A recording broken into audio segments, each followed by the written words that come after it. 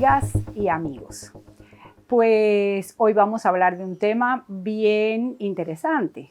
Estamos en la era de los homo internéticos. Pues resulta que me contaba un abuelo que estaba estudiando con el nieto y el nieto le dijo: me hace falta que me busques un trabajo en internet.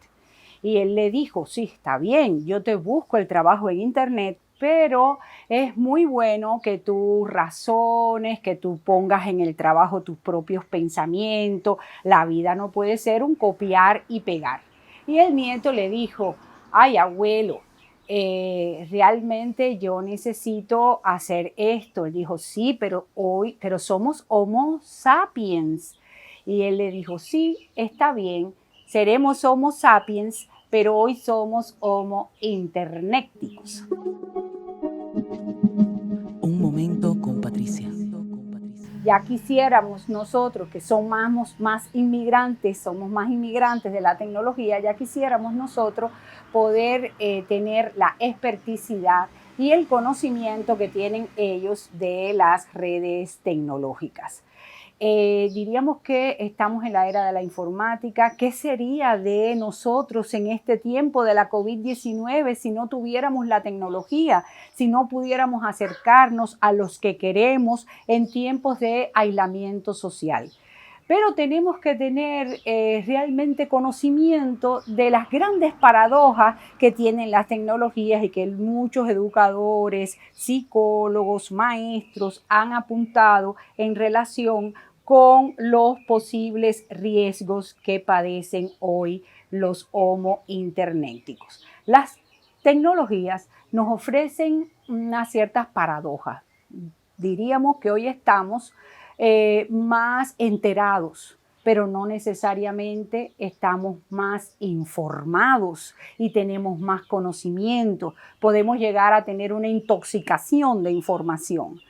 Diríamos que hoy estamos más conectados, pero no necesariamente más comunicados cara a cara, íntimamente. Hoy podemos tener 300 amigos, pero realmente la profundidad y la intimidad no es posible lograrlas por el internet.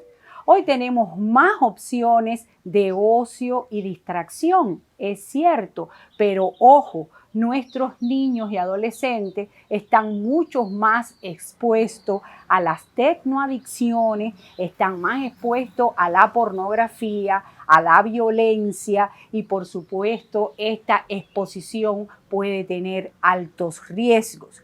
Y diríamos también algo que es bien curioso: hoy estamos con mayor notoriedad, pero sin embargo podemos caer en la cultura de la superficialidad, porque hoy proyectamos un yo cibernético, un yo virtual que muchas veces dista del yo real, con las virtudes y los defectos que muchos tenemos. A veces queremos muchos likes y organizamos un yo que es más proyectado desde lo ideal que desde lo real.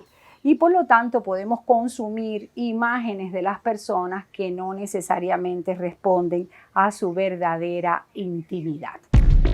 Un momento con Patricia. Todos estos riesgos, por supuesto, no contradicen sus bondades. Es importante también que los padres sepan discernir el tiempo en que se usan los medios tecnológicos para el ocio, para los juegos, y el tiempo en que se usa para información y aprendizaje. La mayor lección que podemos sacar es que el uso no puede ser abuso y que el veneno está verdaderamente en la dosis. Hay principios básicos que implican el manejo de la tecnología. La tecnología tiene que estar al servicio de lo humano, no lo humano a merced de la tecnología. No podemos ser esclavos de la tecnología. Las relaciones sociales, humanas, afectivas, no pueden ser reemplazadas por relaciones cibernéticas. Hoy podemos tener grandes amigos cibernéticos, podemos hacer cibersexo, podemos tener cibernovios, hay un montón de realidades supuestamente afectivas, pero la tecnología nunca va a reemplazar el goce, la intimidad, la cercanía y el disfrute de lo que es en vivo en la realidad. Por lo tanto, hagamos buen uso de la tecnología.